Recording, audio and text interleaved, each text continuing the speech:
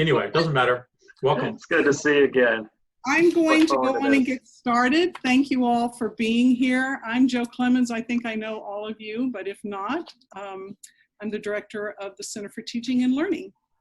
And so glad to have you all here. Just a little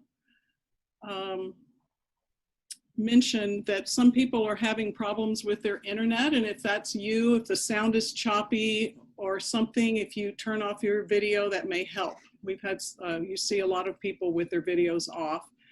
If you're not having problems, leave your video on. It's nice to see everyone. So this is Bill Roberson. He is an old friend of mine. And I would say, you know, my mentor. One of the things that I'm good at is figuring out who to follow. And Bill is one of those people that I went back looking at some of his presentations, and I remember one in 2011 in Atlanta at a pod conference. That may have been the first one that first time I met him, or it may have been a year earlier than that. But Bill is now up in Vancouver Island University. But before he moved there in 2014, he worked all across the US in 4 other teaching and learning centers, doing kind of what I do, but he is a real guru for team-based learning and teaching critical thinking. His area of expertise when he first started teaching a long time ago was in literature, writing, history of ideas. Bill, you want to fill in a little bit more of what it is that you really specialize in? I really can't fill in a lot more, other than those are broad categories, and I taught broadly. I became kind of a generalist very quickly because I wasn't heading down a deeply narrow scholarly track. And so I taught across different disciplinary lines, and part of what I do now comes a lot from having stepped over so many lines. Right. You get in the habit of stepping over those lines and become a little bit less intimidated by disciplinary definitions. And so that's part of what that speaks to. I won't say any more than that. Well, I've seen Bill present many times. He and I've had many discussions. I actually went up to Albany to learn from him when he was at SUNY Albany to go through his training on team-based learning years ago, and have kind of imitated him for a long time. He has published, I'm so sorry. He's published several articles, book chapters on team-based learning, and I just realized 3 of them are in Jim Sibley's book. Some of you may own this book, Getting Started with Team-Based Learning. It's a wonderful place to start if this is something very interesting to you. And but as I said, in 2014, he moved up to Vancouver Island University, and maybe part of that move was he owns a boat, and to be close to the water and have easy access to his, what I think is a trawler. Is that true, Bill? I think that was the name of the boat. So I've been out on his boat when he lived in Albany. But welcome everyone, and I'm going to turn it over to Bill. This is really a Q&A. I gave him a list of some kind of broad topics that we're going to be just chatting about today. As I said to everybody on email, this is not a basics of TBL. We're not here to really learn the basics. If that's something that's interesting to you, I would love to hear from you. But we are kind of jumping up to a higher level, and which is how to do this online. So I've asked Bill to kind of start us off by kind of giving us a background of the philosophy behind TBL and what makes it work. So go ahead, Bill. Before I start, let me quickly do a survey of everybody. You can just do a, let's see, let me pull up, can you pull up the tools?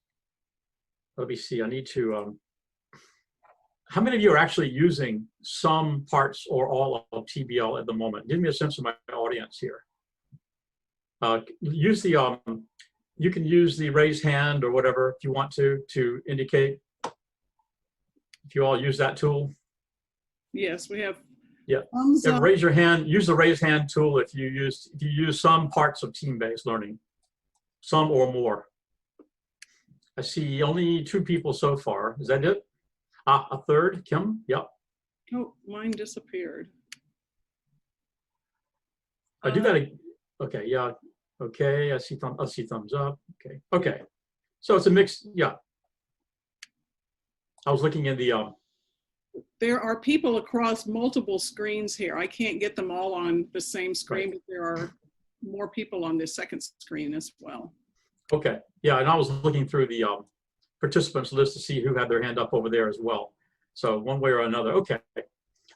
So I don't want to go too far into vagaries, because I know that a lot of you who are already practicing team-based learning don't need to do that. But just for those of you that are somewhat newer to it, it's a system of explicit teaching practices that have for a goal to use social functions to get students to practice their critical thinking. And that's in a nutshell what it really is. And the reason that it works is that it gives you specific protocols as a teacher. And if you imitate these protocols and follow them, you don't really have to invent a full-blown pedagogy. You actually are in a pedagogy. And so the idea is that take these 4 or 5 practices, implement them systematically, hewing to the certain principles, and the result will be a pretty engaging classroom where students are functioning at a higher level. That's it. And so I'm going to start by making a statement about those practices. Include things like the readiness assurance process, which is a clever way of getting students to prepare, and also making it fun. There's an activity design process, which is the protocol is just called 4S, which means the idea is you want students to rehearse their thinking in small groups and then express that thinking across the entire classroom simultaneously, so that the students are able to use that experience of simultaneous reveal to reflect upon their own thinking. And so all the dynamics of team-based learning are based a lot in this idea of immediate feedback. You do something and suddenly, because of your interactions with other people in the classroom, you get this burst of feedback that comes right back to you and says, oh, you think differently than I do. Why? And so what drives team-based learning is this idea of, here's what I think. Everybody show what you think at the same time, and let's see what that looks like. Bam, and now I have data where I can reflect upon my own thinking. So, whoa, I am the only one in the room that thinks this way. Darn. What's wrong with them? What's wrong with me? What do I know that they don't know? What do they know that I don't know? That's the kind of critical reflection that you want to engineer in a team-based classroom. And so all of the practices are designed to put students into that place where they commit to something. That's the critical part. They have to commit to something and make that commitment public, as in, I think we should do this and not that. And we're all now in the room going to say at the same time what we think we should do. Should we do this or that? And the answers all come. 5 people want to do that, and the other 3 people want to do that. Now we have a discussion that's natural, and this is the natural feedback process that you build into the design. Because when 3 teams say the answer is yes, and 2 teams say the answer is no, everybody wants to know why. That's the beauty of the design. You don't have to think to implement this pedagogy.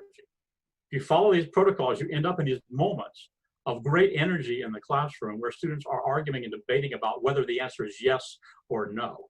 Simple as that. Okay, that's the principle. So the reason that some of you are probably here today is if you're already a practitioner of team-based learning, then you're thinking, but how do I get that into the online environment? And the answer is you don't. Now, I'm being facetious a little bit, because when you first start looking at being forced to go online, and you're a TBL practitioner, you're looking at your practices, looking at your protocols and thinking, man, this has really been successful in a face-to-face classroom. I've had a lot of fun with this. My students are really enjoying it. I see that the learning is going up. And so I don't want to abandon this pedagogy just because now we've got to move it into online. And so you start looking at, how do I bring this component over? How do I bring that component over? How do I bring that component over? And how do I bring that component over? And then you get into trouble immediately, because the technologies do not support a lot of those adaptations in a straight line. So that's the introduction. I'm going to stop there, Jo, and let you push it in any direction you want to go based on that opening statement.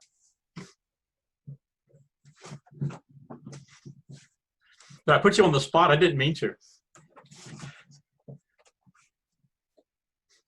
I can't hear you. Well, I said something very witty, and now I can't remember what it was. Well, I don't know where to jump with that. I guess we should just talk about how to do, when you say that you can't do it. So some of our faculty have been struggling and come up with different solutions, which I think have been very interesting to see how the different solutions have been with the IRAT and mainly the TRAT. So I just want to hear, because I've been reading about this. I'm on the TBL listserv just and participating in a lot of conversations about it.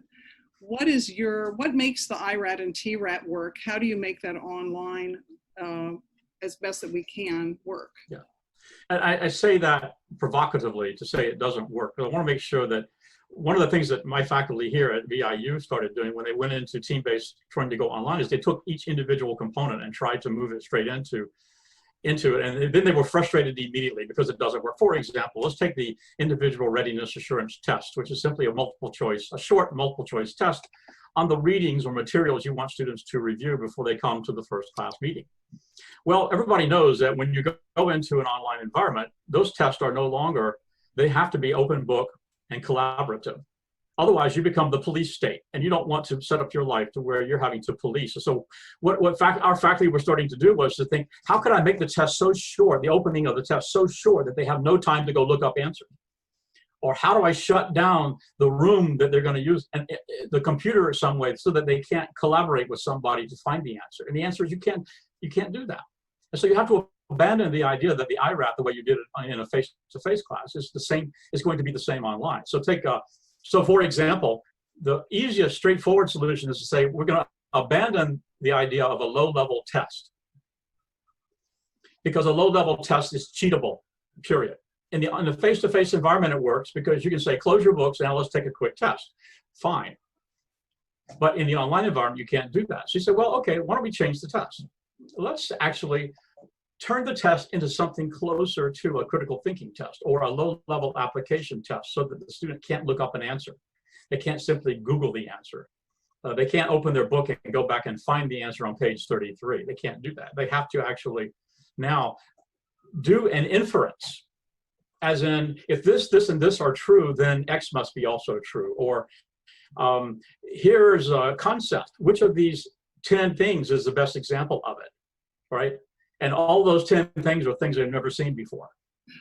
So they have to use their own thinking, their own inference to say, well, this is probably the best example of that concept.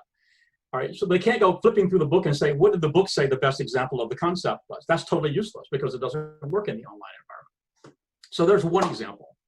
When you get into the team form of the readiness assurance test, which is where in class, those of you who don't use team-based learning, there's a gimmick, a very successful gimmick. Not all gimmicks are bad. This is a good one, called a scratch-off card, which is basically an answer sheet that students collaborate on. Each team gets one, and they all gather around and they argue about which answer to scratch off. And it allows them then to navigate or negotiate their way to their best guess. And then they scratch it off, and the team celebrates because they got it right, or the team is in agony because they got it wrong. And it's a powerful motivator for the classroom. Well, how do you get that into the online environment? Again, the immediacy part is really, really hard to remanufacture online. If you could do it in Zoom, I mean, we could do it. If I'm gonna do team-based learning with a synchronous element, when we meet in Zoom, we could certainly do it. I could ask you to hold up your team's card, your team's answer, just like this, and you would say, okay, what does your team say? We can do that.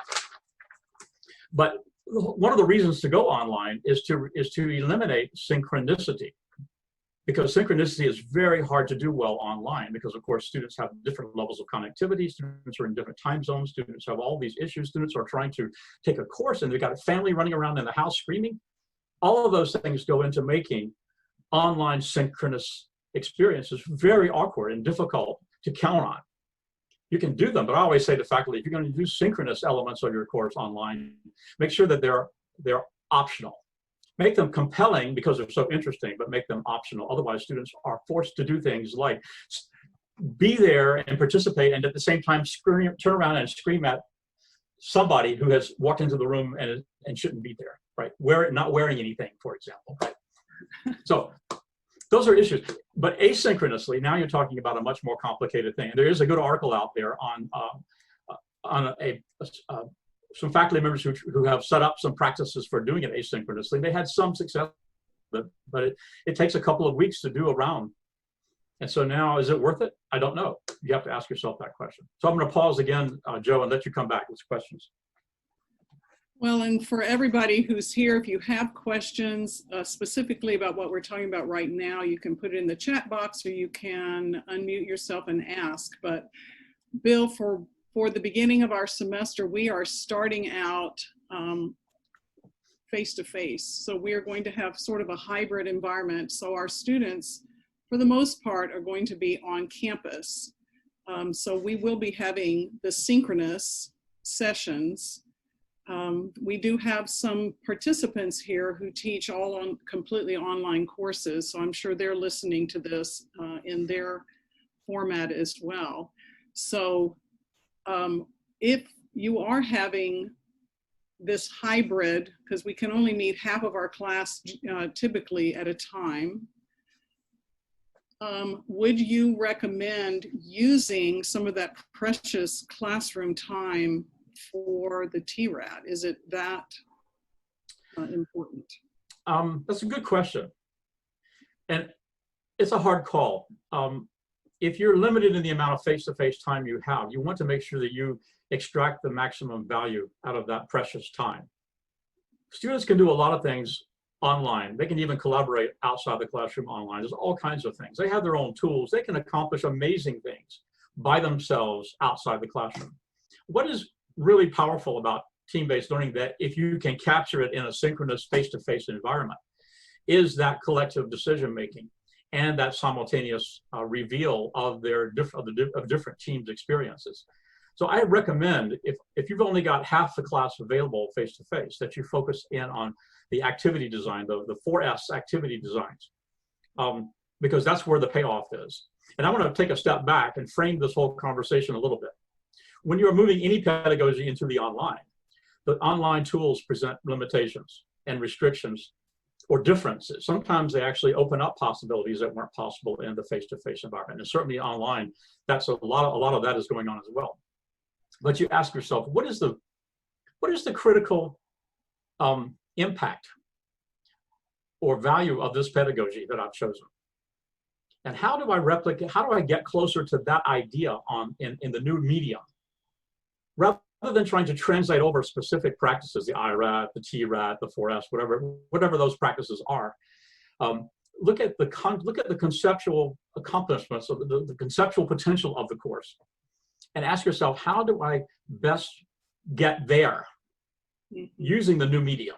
And so in team-based learning, what makes it work is that it is diverse groups, that is students who represent diversity in a group, 5 or 7 people, who come with different ideas, different levels of experience, different backgrounds, different cultures. And they are asked, on this particular question, we have to accomplish something. We know that the answer is either going to be a yes or a no. In other words, I give you the simplistic example. Should we do this or should we do that? After looking at all the evidence, should we do this or should we do that? And then they have to navigate and negotiate, coming with all of those different values to say, okay, as a group, we'll reach consensus that we should do this, not that. That process of self-analysis within the group to figure out what the best arguments among us are to do this and not that. That's the value of team-based learning, because students learn critical thinking, they learn openness to other ideas, they learn all the things we want them to become in the world through that navigation and negotiation with people who are not exactly like them. And so that's the value. All of the parts of team-based learning, all the components are pushing students toward that moment of navigating and negotiating, reaching an ethical compromise within a situation where there is ambiguity, there is uncertainty, there are holes in our knowledge, but we still have to make a commitment that we're going to do this and not that. All right. If that's what you want to try to replicate using whatever tools are available to you. And so that's why I say the direct line over is less important than thinking about how do I create that situation. Well, you could do that in an asynchronous online environment with a well-written question to a discussion board. One of the problems with online discussions is often the questions, the prompts, are too flat to provoke the kind of navigation and negotiation that you want students to engage in.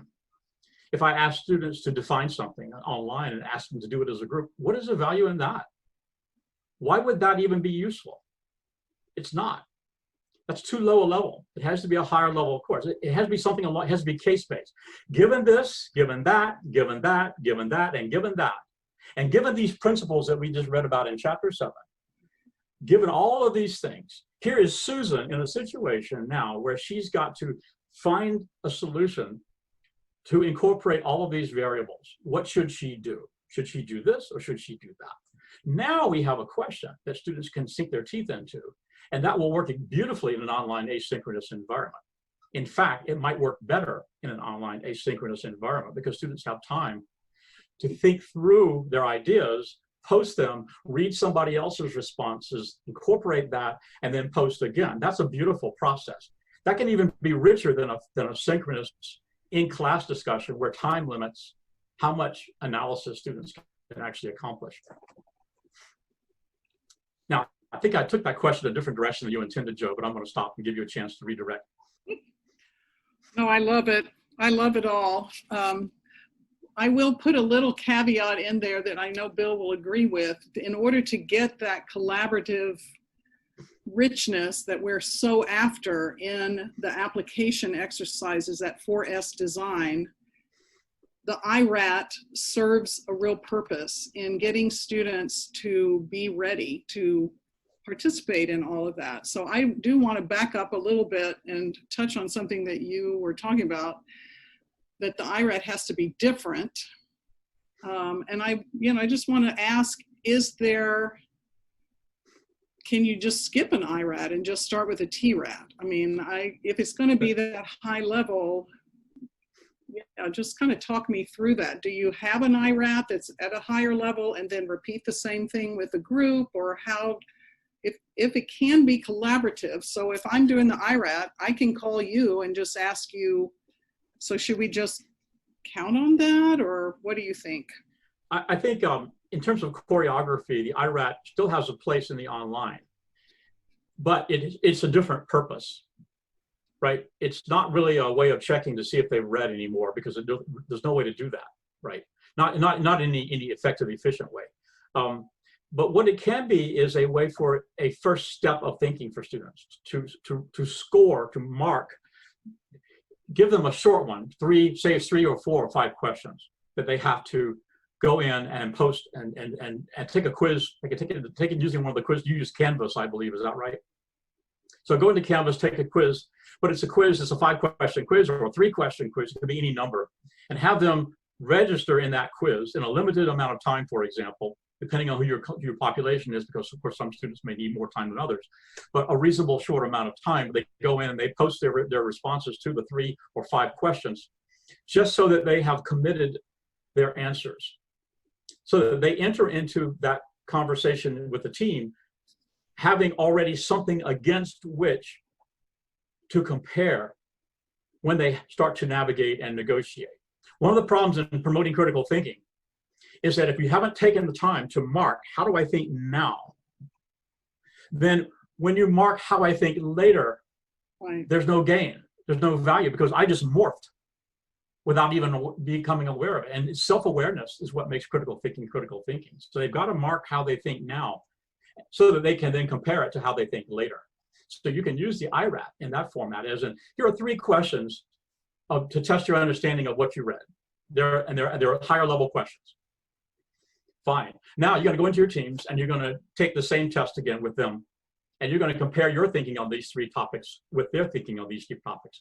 And you're going to negotiate your way to a consensus response and post that in the discussion board at a given time. Or one of you is going to go in and take that test again for your group. That's fine too. That way, that's an adaptation. I think that works very well for the online for a team-based flavor, if you wish.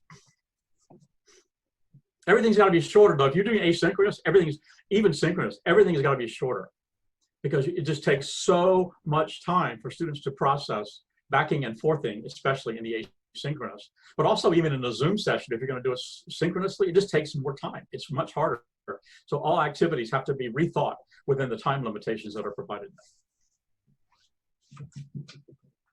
All right, are there any questions specifically on this? I've personally had a lot of questions from faculty about how to do IRAT, TRAT. Is there anybody here that has a question specifically about how they want to do this or how they would do it?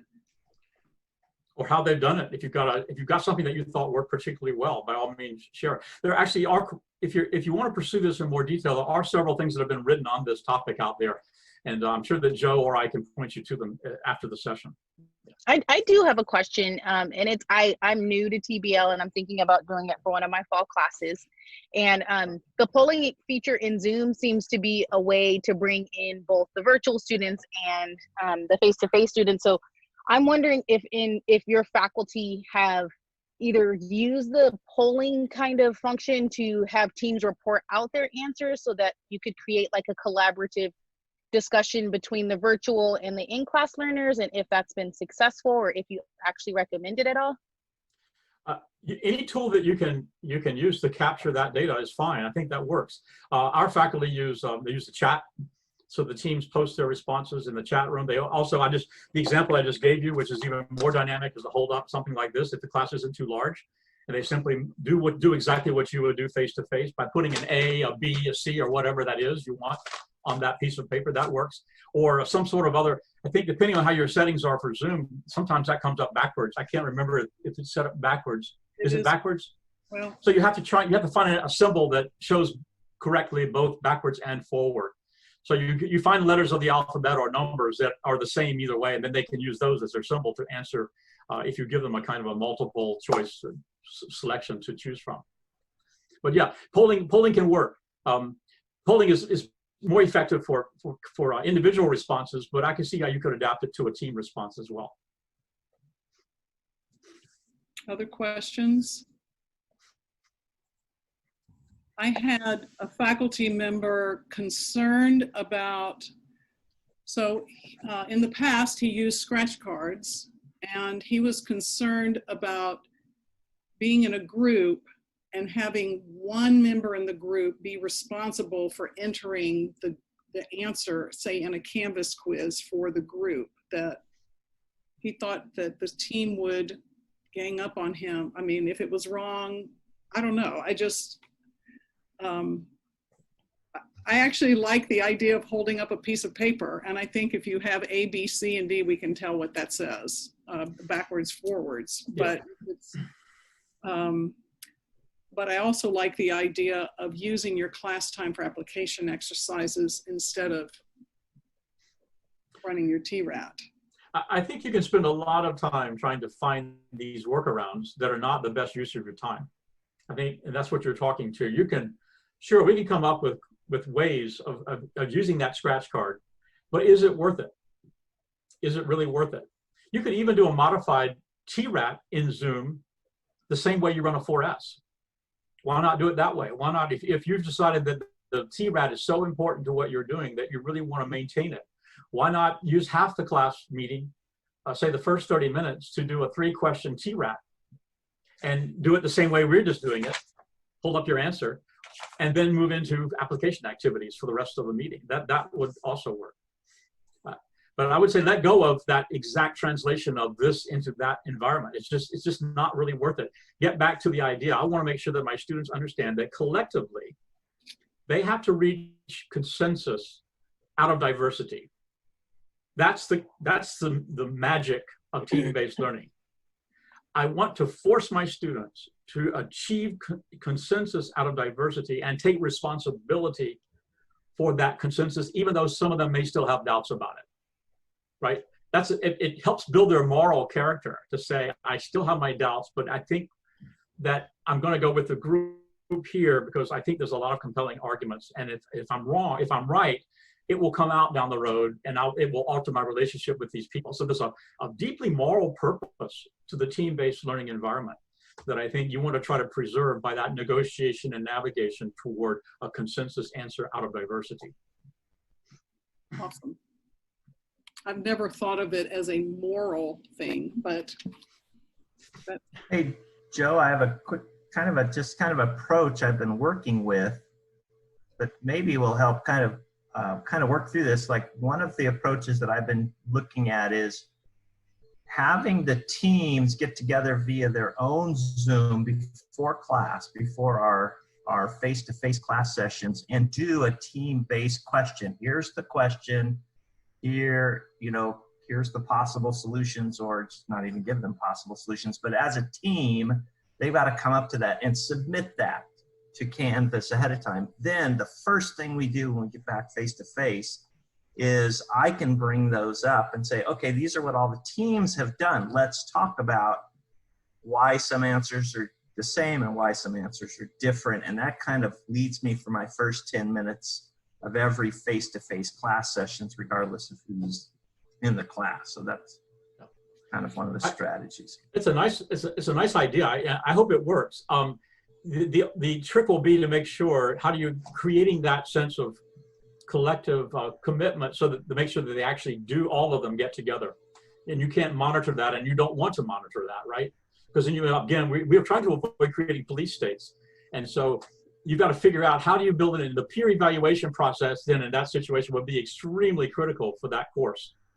You've got to make sure that they understand that if they don't show up at the Zoom meeting to get together and to fill out the question and to come up with their solutions collectively, they get dinged for that if they don't do it. And that's got to be prominent in the mark, the grade for the course. Yeah.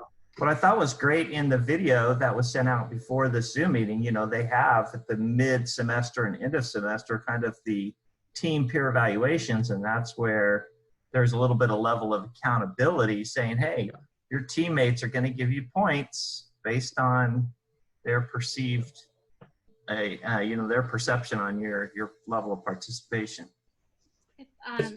Absolutely, it's critical. Go ahead, excuse me. No problem. Hi, this is Jimmy. If I may add, what I actually do is when I have students do group discussions in small groups, I have them record themselves on Zoom. I think if they have the ability to record themselves and then they submit that video, you can choose to look at it or not look at it, or just glance at it briefly to make sure everyone's present, and then maybe just go through the video real quickly and see that they've been contributing. That's one way to just hold them accountable for that. I think all of you will find your level of control that's appropriate for you given your personality and your energy and your time. And you'll always have to keep revisiting that. Is this worth it? Is this worth it? And it might be that in that case, it's important enough that you actually do want to have that record and use it. That's great. But again, everybody's going to have to come at this from their own point of view. And we're always in that tension, right? Because the more I control, the more I oversee, the less responsibility they take. And I'm always navigating that myself. I know that I can easily step over that line and shut them down, right? But sometimes they won't get it done if I don't step in there and make sure that something is happening. So yeah, it's a hard call. I have a question. What's the availability of those scratch cards? Because when I was using them before, you kind of ran out of the cards, and so then you have to become innovative at that point. Well, Dion, we have scratch cards in our office, but I don't know how. I mean, if you're going to have in-person, yes, we have them for you. So that's fine. Yeah, we have a lot. I'm sorry that we ran out, but that must have been a long time ago because we've had a lot for a long time. So we're happy to supply those. Thank you. Just backing up to what Jimmy said, I know other faculty with these Zoom breakout rooms have the students, if they're doing this on their own time, just take a photo of them, whoever is in the Zoom. But this kind of, Bill, what you're saying is how much do we want to police? We're trying to give as much responsibility to the students, and is trying to find that balance of, you know, how much is enough and how much is too much control, that we are checking in on them, where the peer eval really does, it gives students the ability to influence each other's behavior and have some kind of way to influence their behavior. Yeah, there's got to be some accountability. The beauty of the face-to-face classroom, of course, it is so self-evident when they're there that it's much less of an issue. Although I do advocate peer evaluation as part of any TBL course. And you can do a soft version or a hard version, but I think it's very important that they do realize that they are accountable to each other. It's more important that they're accountable to each other than they are to meet the instructor. I don't care, quite frankly. I mean, I do care, but I don't care in the way of a policeman, right? If they decide not to come to class or not to do any work, I don't care. I'm sorry for them, right? But it doesn't bother me. I don't lose sleep over it. I don't worry that they don't love me because they didn't come to class.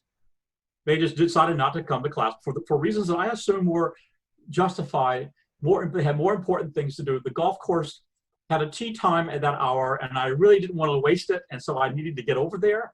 And therefore, Dr. Roberson, I just decided it was more important to do that than to come to your. I don't care. I really don't. But I've designed it so that they've got to be there in order to be successful. That's the secret. And so that's why I don't care. I keep using that word. I use that word facetiously. You understand that. I do care, but I don't really care that they make choices that I don't agree with, right? And the whole course is set up as these are choices that you, the student, are making. You can choose to be here, and you can choose to participate, and you can choose to do it, or you can choose not to. It will all come out in the wash as far as I'm concerned. And the course needs to be designed so that there are natural accountabilities built in where you don't have to issue those controls. For example, in the face-to-face class, I'll just give you one more. I'm going on infinitely here. In the face-to-face class, I want to make sure that I haven't got any required attendance. Absolutely zero required attendance. Students can choose to come or not to come. If they don't come that day, there's about 5 points of something that they don't get. So the accountability is naturally built in, and they can't get that through a makeup. There's my accountability, and therefore, if they've chosen not to come, I'm assuming that they did so as thinking adults. That they didn't, and they are adults. I want to treat them as adults. So I tell them at the beginning of the class, look, you might have a tea time that you don't want to miss. That's fine. It's a choice that you're going to make, and I'm not going to question that choice. Here's how it's designed, though, and here's how you actually demonstrate success in the course, and here's how you get your score. So, Joe, I have a question, and it's a little bit related to this. As we have the ability to have a little bit of face-to-face time with students, and thinking of team-based learning, how much, from a university standpoint, should we allow close contact in the classroom to do team-based learning? You know, I mean, we're going through some pretty extraordinary measures to keep students separated. And should we be very conscious of, okay, any team-based learning activities in the classroom still need to be distanced? You need a big classroom, won't you? Yeah. I don't have an answer to that. I think you're going to be making that call locally as to how much social distancing is going to be necessary given the conditions in your neighborhood. And so that's going to be different in September than it is right now, I suspect. I don't know. California is up and down, right? I know that California is struggling with a surge, and that's probably going to factor in to what you actually do. Is it possible to create a bubble with the team? I don't know. Maybe that's the way. Quarantine them for 2 weeks together as a team, and then say you're a safe bubble. You can collaborate now in close distance. But I don't know. Mike, thinking about your question and comment, I've done some thinking about that. Just the idea of paper in the classroom. So you could, I mean, just different scenarios is, you know, the question, whatever it is, application exercise could be up on the screen. And each individual student has their own piece of paper that they're working on. What they're not going to be able to do is what we see in those videos where they're getting close together and putting their heads together and writing on the same piece of paper, or even a central whiteboard, that they can't be that close together from what we're being told. They can't share markers, they can't share pens. So just thinking through, can you have separate sheets of paper? Either they're just working on note paper, the scenario or whatever case study is up on the screen, or it's printed, but each person has a copy, but they do work together. They do come up to a single answer. They do answer as a group. And that can be on Zoom, that can be in person.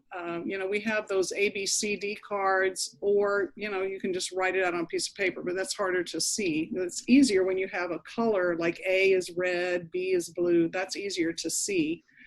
But I guess my main point is, now's the time to think about those things. They are solvable. They will not, as Bill said, look exactly the same or feel the same, but they can move in the same direction and get us kind of to the same point. I would lean, I'm really taking in, Bill, what you're saying about not holding their hand too much and letting them struggle and letting them be accountable and letting them function more as adults. And I can see for myself wanting to lean to the other way, that, you know, I have to help them, and, oh, I am very concerned that so-and-so is not there and whatever. And it's good for me to hear that maybe I don't need to be quite like that. Yeah, if you design the system well, it should be self-managing and self-controlling, I think, without your having to actually become that person that cares in that way too much. But Mike, you put your finger on it. It might actually be easier to do it in Zoom than to do it in the classroom, now that you managed to make that case.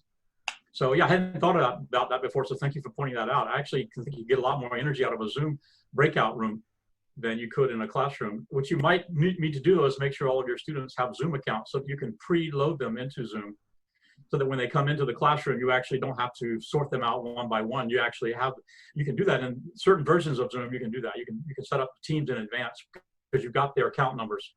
Yeah, but you've also, yeah, but you've also got to make sure they all have those accounts. Yeah. So yeah, I don't know what to say about your face-to-face problem. They were shouting across the room, 2 yards apart. Is that the idea? Yes, just about. We're in Canada now, so it's meters. So.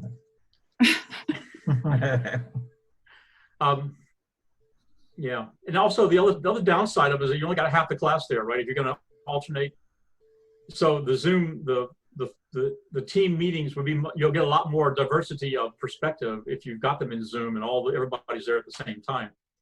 So that's another thing to factor in. I don't know what the value of the face-to-face becomes in the current environment, because it's just like, it's going to be almost obligatory, individualized, more so than it would normally be, right? In spite of your best intentions, it's probably going to have more of an individual flavor. And what do you do at that time? I don't know.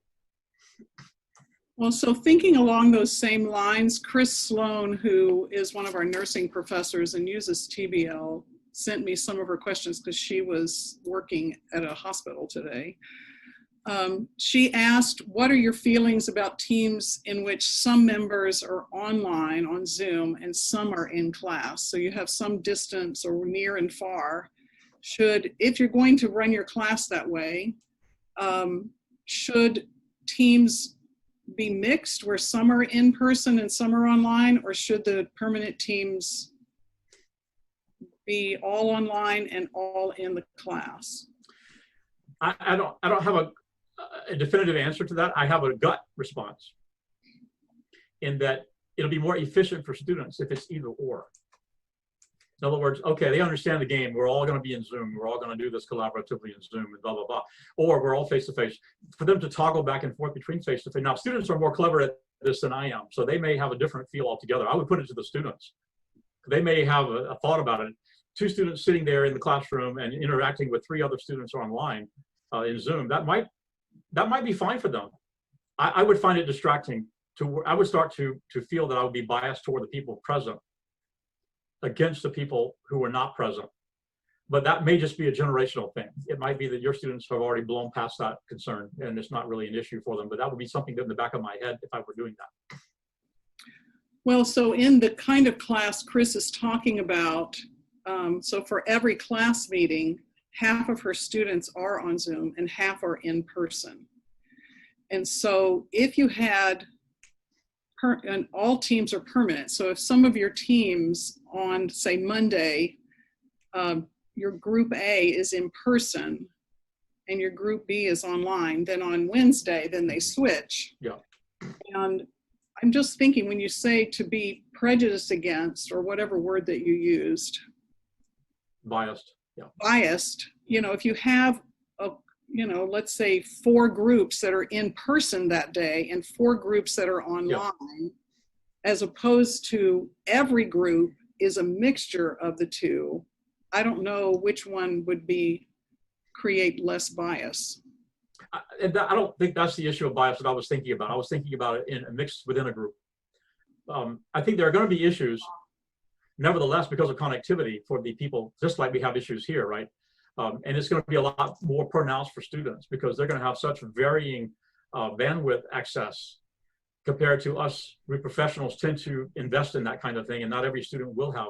So I would just say that probably some issues will come up, and that it will by default become a little bit more of an advantage for those students in class because they'll be able to respond a little more reliably. But again, all these are suppositions.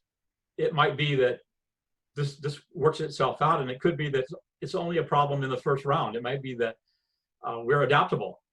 Who knows? We can't see the future for this. It's worth trying. Has anybody had any experience at this with the near far with groups? Can I add something in there, Jo? Hey, Heidi. Sure. Hi. Let me lower my hand here.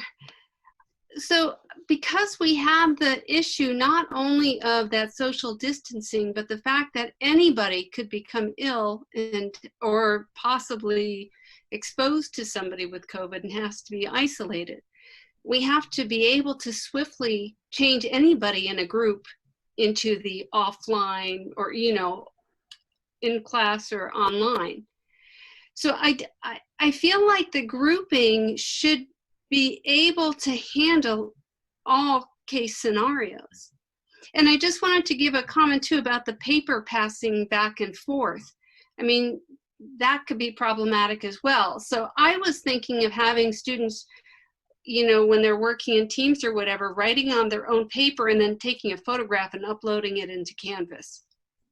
So, and you might have like one person be the record taker for the final group answer or something, but nobody's exchanging papers physically. And then how do you have facilitate the discussion? So they upload their answer, and then, because we need that simultaneous report where we're having in class. Is that what we're talking about? Right. So I'm thinking of in class, if we're having some discussion where, how do we solve the problem if it's an either or something like that, then they have to have that discussion, and then they can, the group is submitting their comments, and then we can have groups present, or we can put it on a discussion board or something like that. But there has to be a way to bring in everyone, whether they're physically there or just virtually there. Yeah, it's a good point. I think that you got to be prepared for that. No matter how carefully you choreograph this to try to make it as easy as possible, something's going to happen to complicate it. You can count on that. So it'd be kind of nice if some of you would agree to experiment with different ways of doing it and come back to the group later on and say what worked and what didn't. Couldn't we facilitate the conversation by using the doc cam?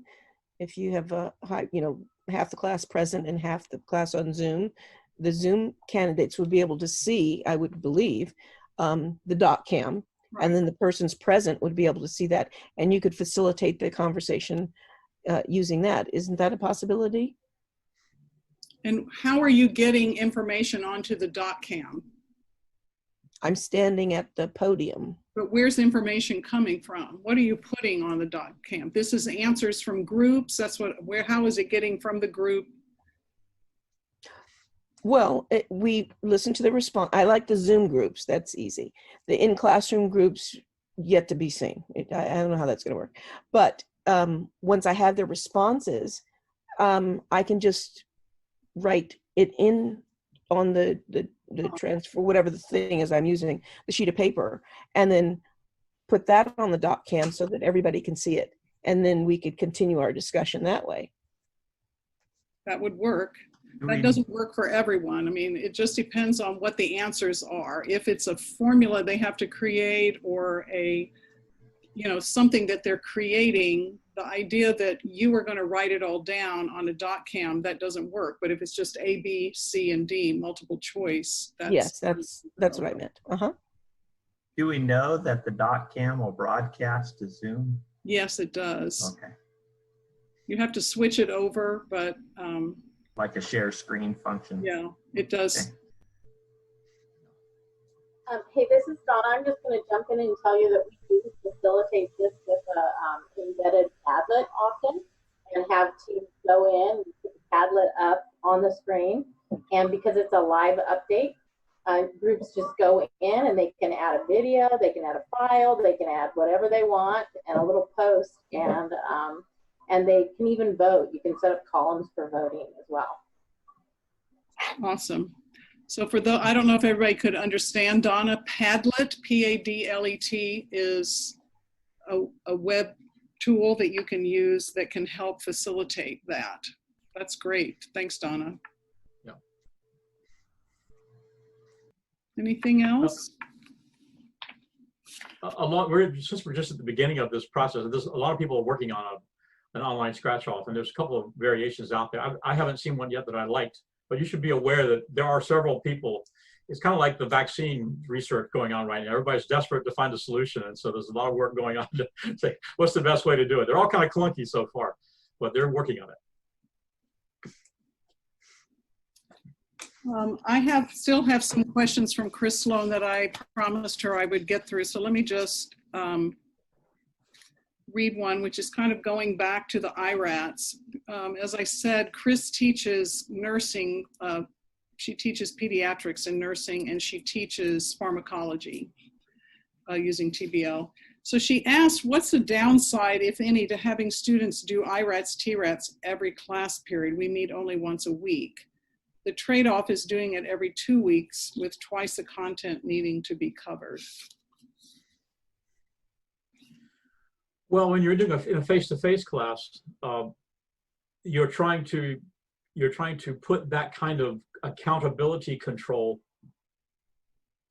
compress it, because the real learning occurs when students take information and apply it. Right. The learning doesn't occur when you test them on having read something.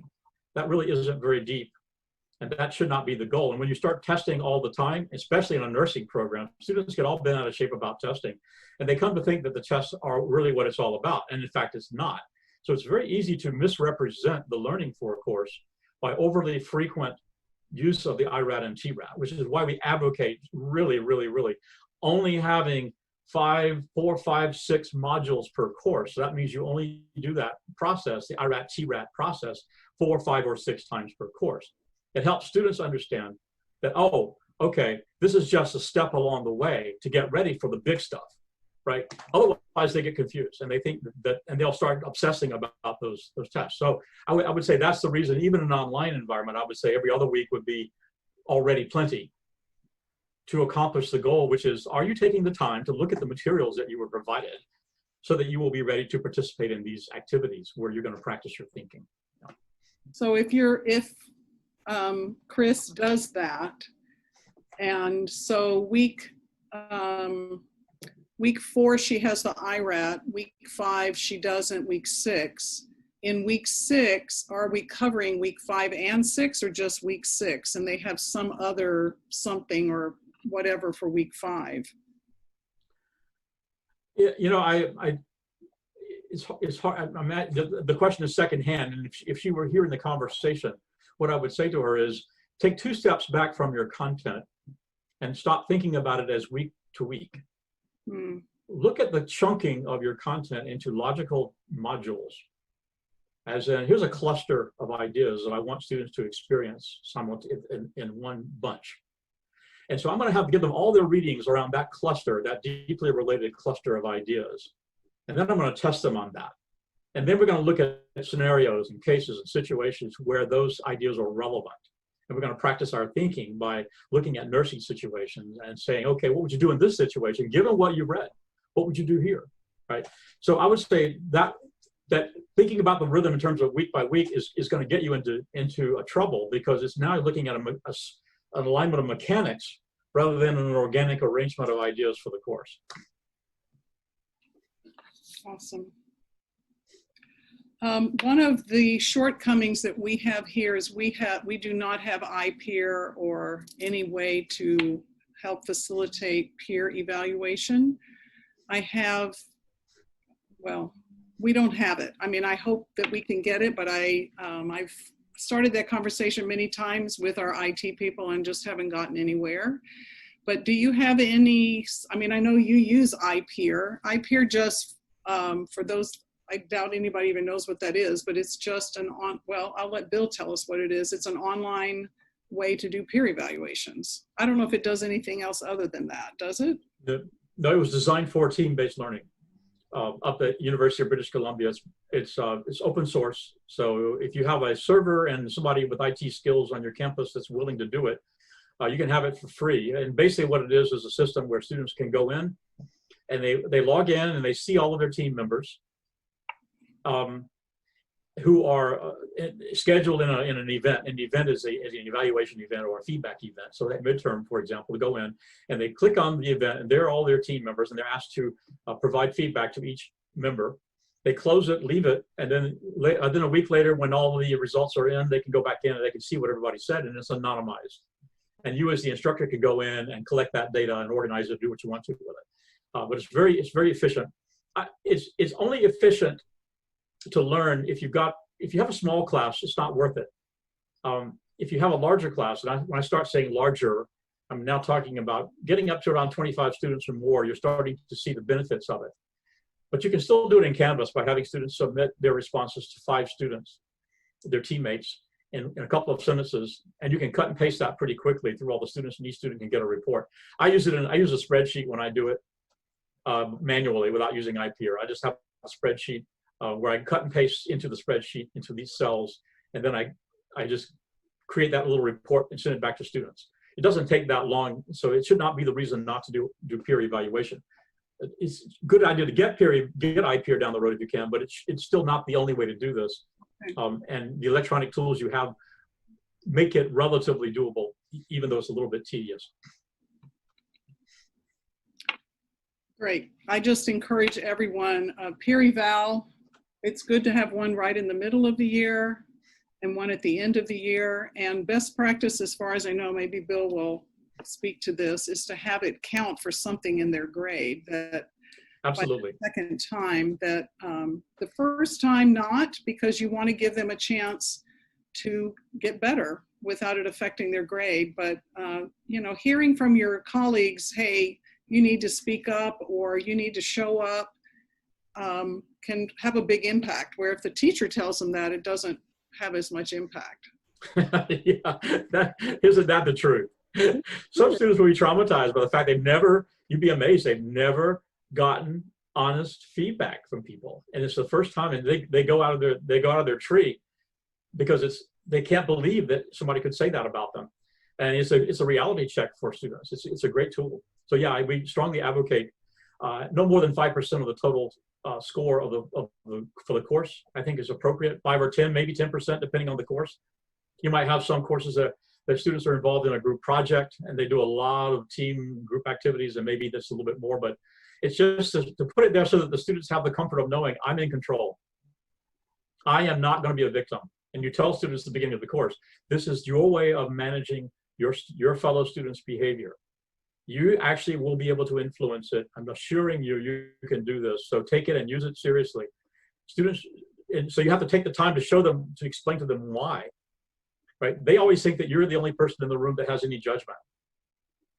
And here you're saying to them, no, I trust your judgment. You need to be honest with your peers. And it's more important that you be honest with each other than that you be honest with me. Well, and this also highlights the value of having permanent teams.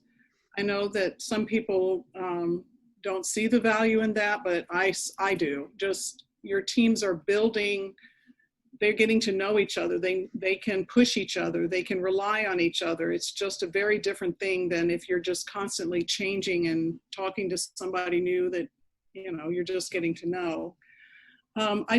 We do have a couple of questions still about the IRAT TRAT. So I realize there's some people that don't even know what we're talking about, but it's an individual readiness assurance test. So you start out with the individual student being accountable for their own work, and then typically you're repeating the exact same test with a team. In this day with Zoom and online, it's going to be interesting to see, because I've read some people are changing the test. They're definitely making it more challenging because we're doing open book. But that kind of, you're going to have to play around with that. I'm wondering if Bill has anything to say about that, that some people are not using the exact same test, but I'm hearing you say you're making it even shorter, like 2 or 3, 4 questions instead of what typically we've done 10. Yeah, I mean, I think if you could have them take a 10-question IRAT test, again, knowing that it's open book and therefore it needs to be more than just simply go find the facts. Right. It needs to be some sort of low-level application, as in what's the best example of, you know, this kind of thing. But why not have that kind of test, 10 questions, and then the teams are responsible for doing 3 of those as a team rat? Why not do it that way? Yeah, that's good. So you still get the best of both worlds. You can hold them accountable for their thinking, for having read through the content. Did you basically read it and understand this? And so here's 10 questions to check your understanding of what you read. And now we're going to, the 3 hardest questions, the last 3, which are more like activities, we're going to use those as a basis for a team rat, right? So I think that's one way to do it. That's how some people are managing it, trying to deal with the fact that especially if it's asynchronous, if you're relegated to doing it asynchronously as a discussion activity, then it needs to be fewer questions, because otherwise it just takes too long to work all the way through all the questions. So in an online class, what happens at the end of a TRAT? How do you facilitate going over questions that people got wrong? I think using any of the tools that you would typically, I don't know what you use for lecture capture there, whatever the equivalent is. What is it? Zoom. Using Zoom for lecture capture too. Some universities are doing, have other tools called personal capture, some other tools out there. Whatever PowerPoint might even work. But you want to make a short recording where you talk through to students. I think it's more effective if it's a voice rather than an essay and an email, but it could be an email. But it's simply a little talk through. I said, okay, everybody, here are the results. Let me observe a few things. Everybody got these right. A couple of you struggled with this one. Let me talk about that for just a minute. Just wrap it into your usual little mini lecture that's pulling together the ideas of the course. I think that's all you need to do. I think the university purchased Screencast-O-Matic. Okay. Tool that's available for everyone. Yes, that's true. There, that would be the tool to use. Yeah, whatever the instructor finds easiest to use. Well, we've got a few more minutes, and I want to, well, we don't actually. We're at over 2 o'clock, and we haven't really talked at all or very little about 4S design. So can you just briefly give us the philosophy behind and why 4S works, what it is and why it works? Well, Larry Michelson, who is the person that's responsible for putting together this model, the team-based learning model, the protocols of team-based learning, he told me a couple of years ago, I ran into him at a conference, and we were talking about the fact that team-based learning isn't the best description of this model. And we agree that it really should be called decision-based learning. Because it is socially driven, and the power of the learning comes from the relationships that develop in the course, those permanent teams that Jo was talking about. And the permanency of them is critical, because students won't take on each other when they are not permanent, when they haven't learned to be a team. So, but the power of the model is, and this is where the 4S activities come into play. That is all students in the class, all the teams are given the same problem. All of them are asked to reach a specific choice. I call it a decision right? And then they're asked to respond, present, and reveal their responses simultaneously. Those were 3 of the S's. The 4th S is it needs to be something significant. It can't just be a blah, blah question. It really needs to be something critical to the learning of the course. But it's the decision-making process that forces the critical thinking, right? And so without the decision, if you could have an open-ended question to students as a team task, and there might be some learning, but they're not really confronting their thinking. Because some students will back up and say, oh, okay, you guys go ahead and do that. I'll just listen, right? But if you make it clear that it's got to be a simultaneous consensus-based response, it's going to be going public and you're all going to be accountable and implicated in that response. Now we have the basis for some learning. All right, I'm going to take a sidestep here and say that one of my favorite definitions of critical thinking is self-corrective learning, self-corrective thinking. So the idea is that you have to do something in order to have something to look at, to analyze it for critical thinking to occur. And so the beauty of the decision-making process as a driver of design is that it cements, we think this. We are so committed to this answer that we're going to go public with it. We think that if this, and this are true, then that mountain is going to collapse in 3,000 years. Not 2,000 years, not 10,000 years. That mountain is going to collapse in 3,000 years. We know it, we believe it, and here's the reasons for it. And then some other team over here says, no, we think it's going to collapse in 1,000 years. Tell us why. Oh, because blah, blah, blah. Okay, we think it's going to collapse in 10,000 years. Now we have that argument. And because I said we think it's going to be 3,000 years, I have that marker in the sand, so to speak. And now everybody in the room is giving me feedback on that statement, and I'm collecting their feedback from me, and I'm giving them feedback on mine. We're all learning from that process, but it's got to be really specific and concrete in that way. And so there's got to be a way of structuring in this commitment. We think it's going to be this, but not that. That's the critical design element of a good 4S task. Yeah. We think it's this, not that. Really clear. Now, maybe you give them 5 options. We think it's this, not that, not that, not that. That's fine too, whatever, but it has to be that clear. And once you get them into that mode of planting their commitment, now they move into critical thinking because they're getting all this feedback and they're re-examining their own thought. So keep that in mind when you're designing any team activity, any group activity. What is the output that puts them on the spot? That forces them to make their thinking visible because it's in the form of a commitment to a specific position that then is public and they have to defend vis-a-vis the other groups in the room. That's the philosophy behind 4S. Awesome. Well, guys, we're going to wrap this up. We're over 2 o'clock. Fortunately, Bill's in the same time zone that we're in, which is lovely. But I want to thank everyone for coming.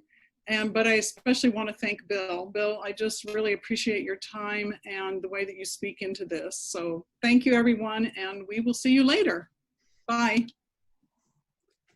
Bye, all.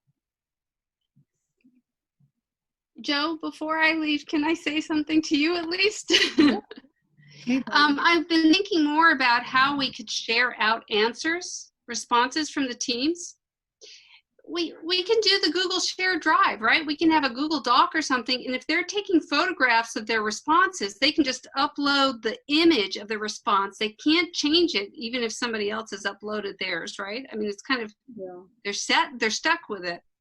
And we can go through all the responses just on the projection system. Absolutely. Yeah, Google Slides, Google Doc, it just depends on which one would, but that's a great way. It's right, and they can still upload into Canvas or wherever else, but it's easy for them to just upload whatever they wrote down and we can just project it. Right, and then you can facilitate. I mean, we didn't even talk about facilitating discussion, but that's where, well, I should say Bill did talk about that. Yes, he did. A lot of this where people have to defend their answer and they realize mistakes that they've made or things they didn't think about. So I think that's great, Heidi. I hope you do that. Let me know how it goes. I will do that. Thank you for this. I appreciate it. Thanks, Heidi. Good to meet you all. Okay. Back to the boat. Yes, back to the boat. Bill, thanks so much. This was awesome. This was exactly what I wanted. It's just got everybody thinking, and I'm sure I'm going to hear from a lot of them. I actually am not sure that I have read the articles that you're talking about moving this. Maybe I have, and I'm just drawing a blank. So when you get a chance, is it on your website or? It's on Jim Sibley's website. If you go to, I think he calls it learntbl.ubc.ca. Yeah, I know where that is. Okay, and he's got a whole section in there on technology and online learning, and he's got several articles. The one that I find is useful, especially for those who are struggling with an asynchronous implementation, is by a couple of academics called Palsole and Awalt. Pasole and Sune Palsole and Carolyn Awalt, AWALT. Yeah. Okay, I'll look. And I think he's got it in that list of resources. If he doesn't, let me know and I'll send you a copy of it. Okay, but it's a nice, because it's very, very granular about how they decided to try to do an asynchronous online team-based learning course and the choices that they made and what happened. And I think it's great reading for anybody that gets serious about it. Yeah. Great. Nice to meet you, Bill. I hear so much about you from Jo, and so I think you surpass expectations. So yeah, Okay. very nice to finally meet you. Thank you, Gail. Yeah. Maybe we'll see each other face to face one of these days. Who knows? That'd be great. San Diego. Who knows? Yeah. Who knows? All right. All right. All right. Everyone. Bye. See you later. Bye.